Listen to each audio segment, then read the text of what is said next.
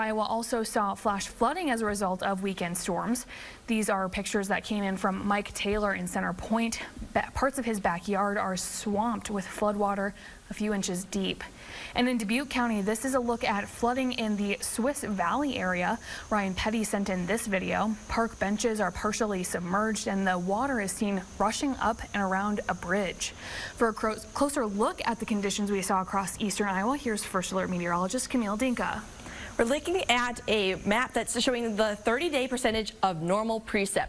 And this is Friday's data. So this is showing us already at about 100% of normal precip for the last 30 days across all of eastern Iowa.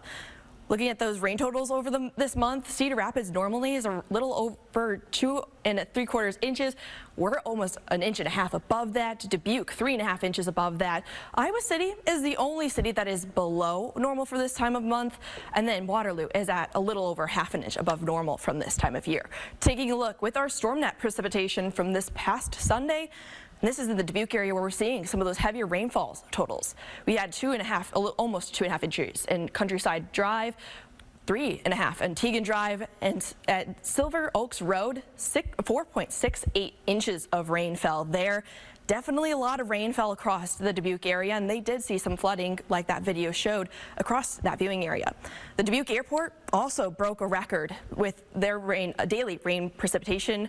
They saw 4.85 inches of rain in total on Sunday, and that broke the previous record of 3.36 inches, and that was set in 1911. So that goes to show just how much rain fell in Dubuque and across eastern Iowa on Sunday.